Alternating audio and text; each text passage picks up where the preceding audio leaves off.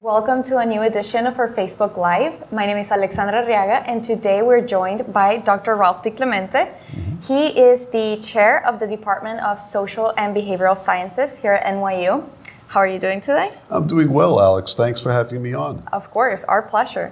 So could you please tell us a little bit about your background and what brought you to NYU? Well, my background in terms of why public health? Sure. Okay. Well, initially I was a biology major and I was thinking about medical school down the road. And then it dawned on me that treating one person at a time was never going to fully affect change in the world. And so I started to think about an old parable I heard. The old parable goes something like this. There's a man walking along a river and he sees bodies floating down the river. And he runs in and he pulls them out, and another body comes down and he runs in and he pulls them out, and then another body comes down and he runs in and pulls them out. So an observer, i.e. me, go up to the man and I say, "Excuse me, what are you doing?" He goes, "There, you see me busy here, buddy? I'm pulling bodies out of the river." I said, "I know you're pulling bodies out." I said, "Why don't you go upstream and see who's throwing them in the river?" He goes, "I don't have time for that." And that was the whole parable of public health versus clinical medicine. Clinical medicine is dealing with those bodies coming down the river one at a time. Public health, we want to work upstream to prevent people getting ill so they're not those bodies floating down the river. And that whole focus on prevention is what attracted me to public health. Really, you've heard the expression, an ounce of prevention is worth a pound of cure? Yes. That's not true.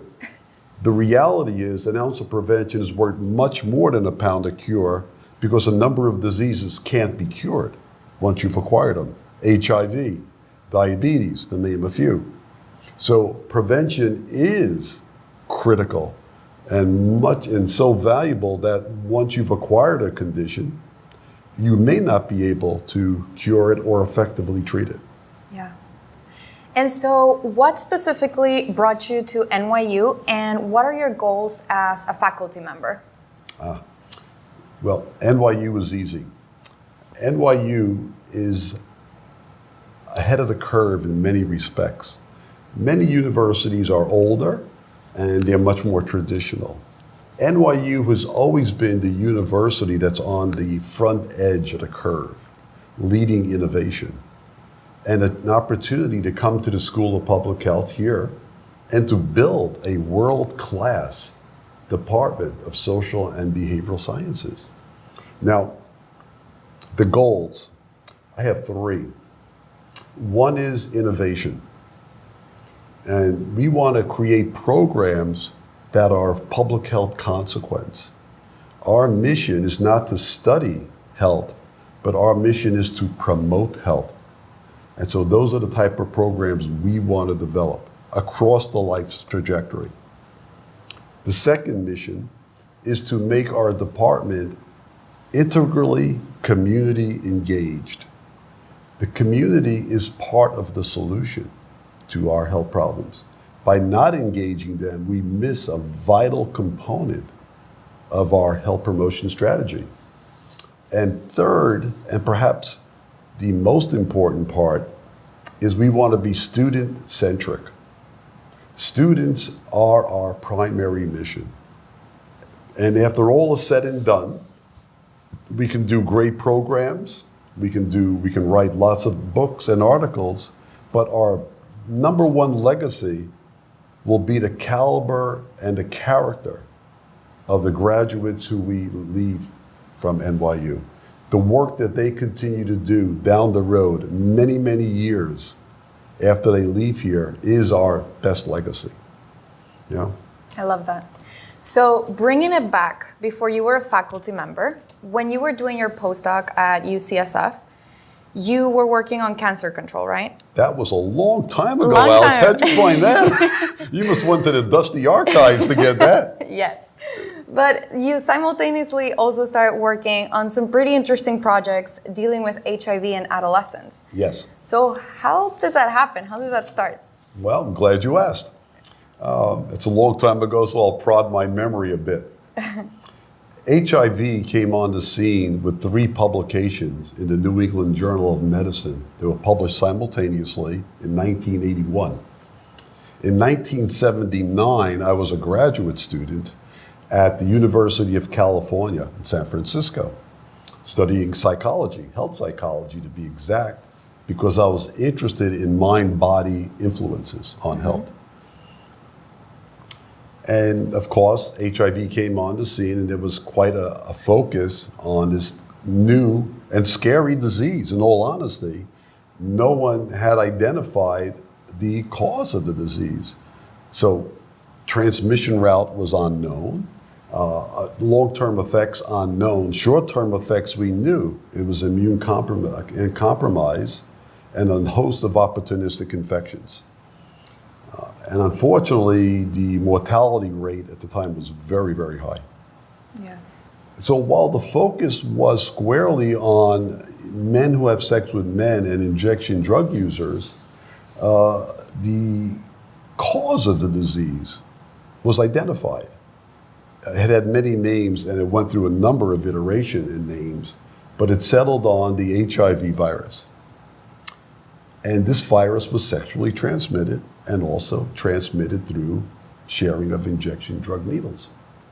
So a friend and I were sitting around one night after work, and we were thinking, like, if this virus can be spread sexually, what group gets a lot of sexually transmitted infections?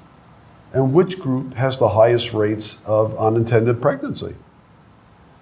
And we said, adolescents, which is actually still true today. Yeah. Yeah. So we said, well, if adolescents acquire a lot of sexually transmitted diseases, and a lot of adolescent young women have unintended pregnancy due to sexual transmission, obviously, and this virus is transmitted sexually, then why aren't we focusing on these young people? So I have a good friend of mine, and we sat together, and after work and during the day, we would work together at night in my advisor's office. She gave us the key to her office at the university and her photocopy key, which was great. In those days, that was like having gold. And we would actually work in her office, sleep in her office, so we didn't have to go home, because we had to be back early for our real job as postdoctoral fellow in cancer control. And we developed a scale of measures, and we did the first study of adolescents and AIDS ever published in the world. Wow. It actually started the field of adolescents and AIDS. That's amazing. Yeah, that was, and subsequently, as you know, now, when we look back, and we don't have to look back very far, I was really fortunate to be on a White House task force on adolescents and AIDS. And 25% of all new HIV infections are among young people 18 and younger, 1/4. And 50% of all new HIV infections are among young people 24 and younger. Wow. So here's a condition that's certainly severely impacting young people, but at the time, no one was engaged in adolescence and AIDS. Yeah. So you started that novel approach. We did. We in a sense had a little vision and recognized as a virus is sexually transmitted. Who acquires a lot of sexually transmitted infections? Young people. Makes sense. So exactly. Yeah, but makes sense. no one was focused on that at the time. They were focused on other populations, and appropriately so, because they were actually getting infected. But from my standpoint, our mission was prevention. Yeah. How do we give young people the tools and the education they need so they can avoid getting infected with HIV? Because there was no cure. Working upstream. Working upstream. Thank you, Alex. Thank you. Absolutely. And so even nowadays, you're still working with many health promotion related projects, correct? We have a number of projects, yes. Yeah. So can you tell me more about those? Well, I'll give you a few. We've actually migrated a bit, and we should. The one thing about science, it continually evolves. Otherwise, you're doing yesterday's science to confront today's problems. And that we don't want to do. In fact, quite the opposite. Our mission is to give young people both the knowledge base, the tool set, and the experience to confront today's public health problems, but also to give them a lens, a framework, so that they could effectively confront tomorrow's emerging public health problems. Yeah. So there's always this evolution. As people mature, societies mature, new emerging infections. HIV didn't exist until before 1981, at least in people. Ebola, Zika, where were these infections 25 years ago, 20 years ago? Yeah. And who knows what lurks around the corner next month, next year, 2 years from now. But we have to be ready for it because we know there are a number of other health threats that are out there. We don't know what they are, but we know they're out there. And so when we confront those threats, we don't want to confront them and reinvent the wheel. Mm-hmm. We want to confront them through a lens of experience and the knowledge and theory base. Yeah. And taking it back to evolution in public health, I know that a lot of your projects blend the community aspect with technology-based interventions, correct? Exactly. And so could you tell us more about your perspective on the role of technology in public health, and what are some benefits and maybe some challenges? Technology is clearly a buzzword, but it's also emblematic of the evolving society. We recognize that technology is pervasive, and there's low tech and high tech. There's personalized tech and broad-based media, but they're all technologies to some degree.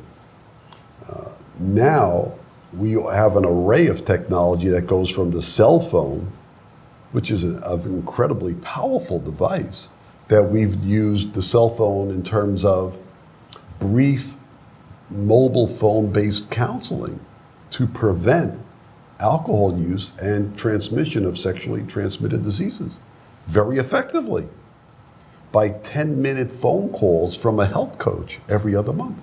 Wow. We reduced the incidence of chlamydia by 50% and the incidence of gonorrhea by 60% in young women.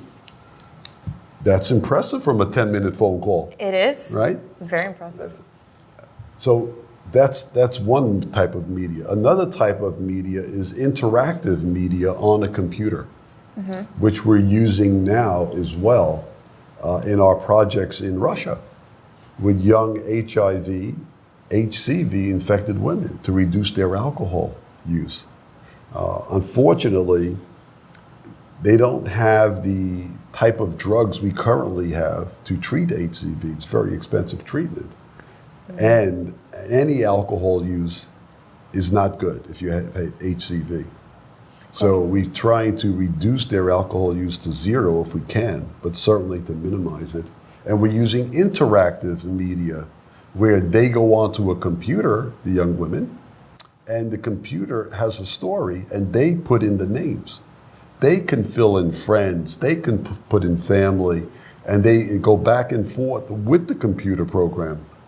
Yeah. That's another level. And then a third level is using biosensors.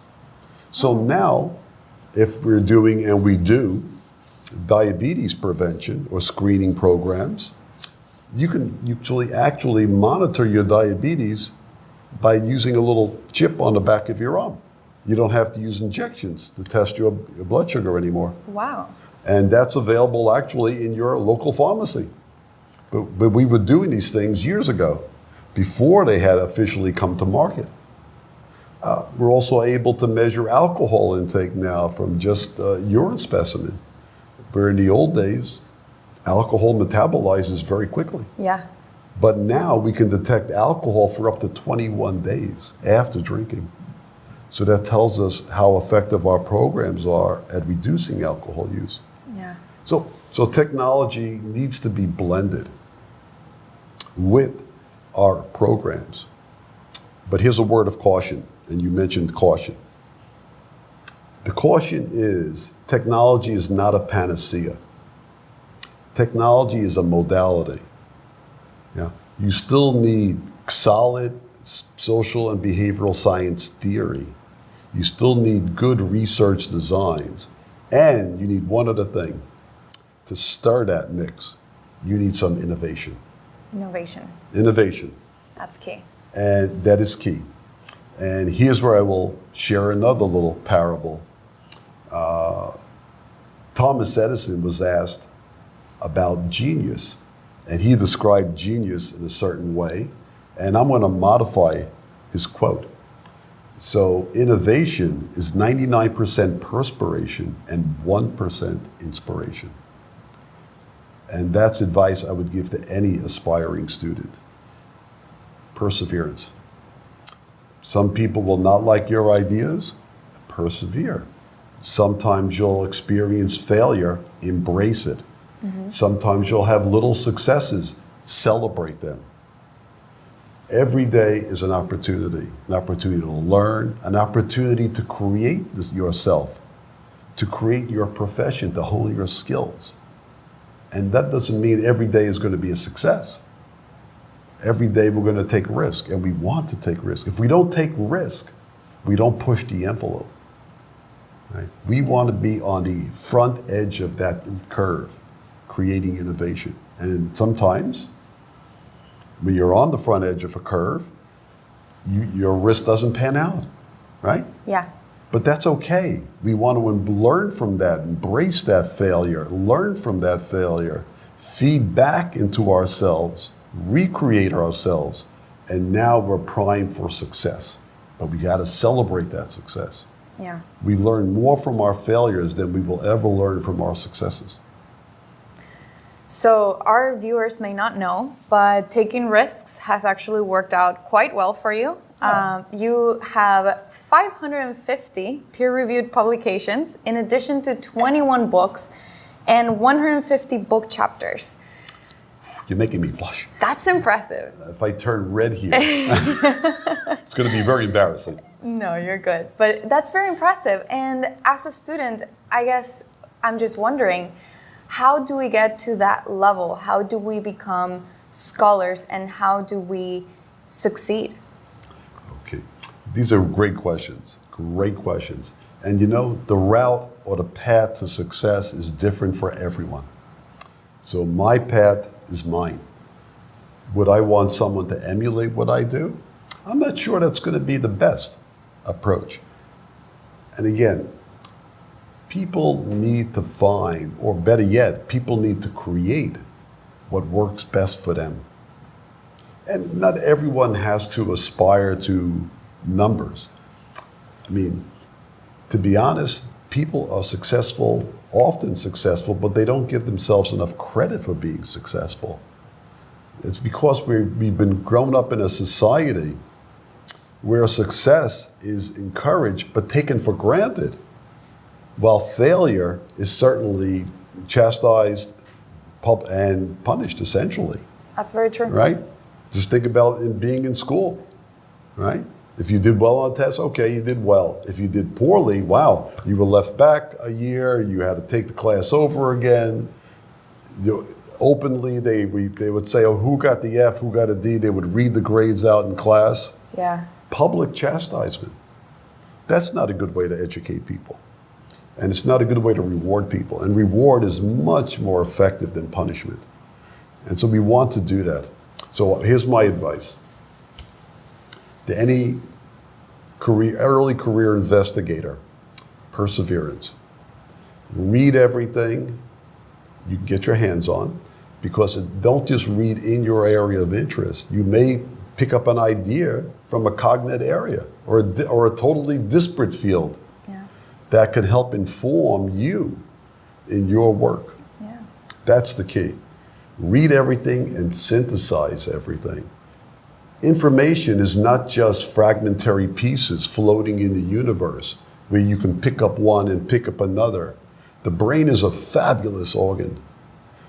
Take those pieces of information that look like they're fragments, bring them together and synthesize them. So now they create an entirely different element.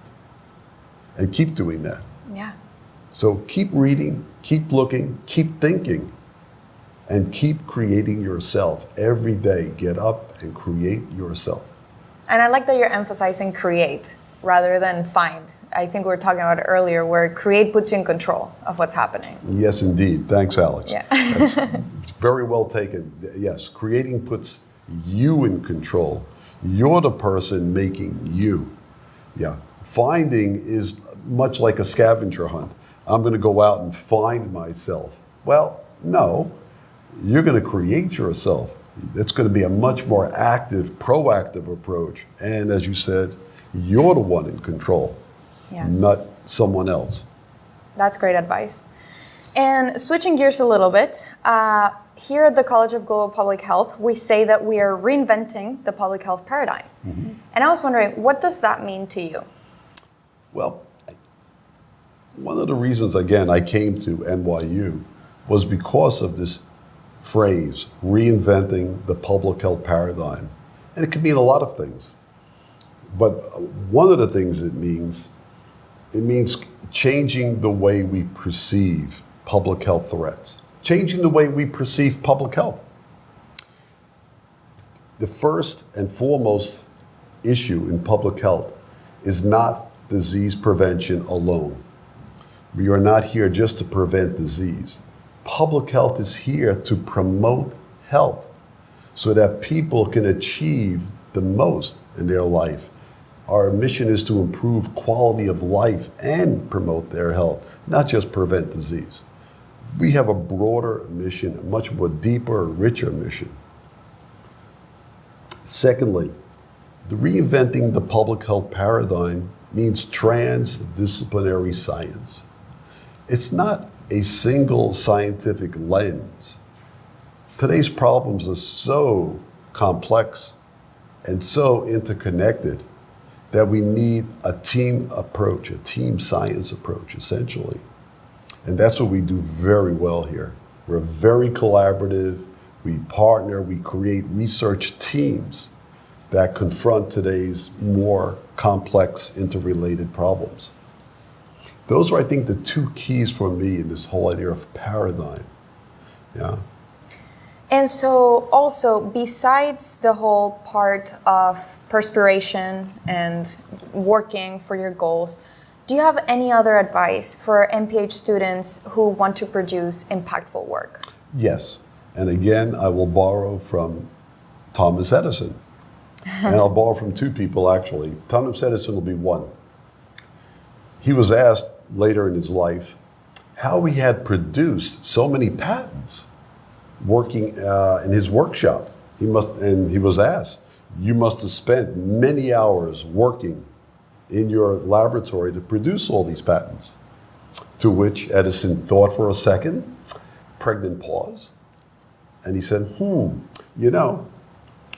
I've spent a lot of hours in my laboratory, but I never worked a day in my life. When you love what you do, it's not really work. And when you love what you do, it's not really work. And I feel very fortunate to love what I do.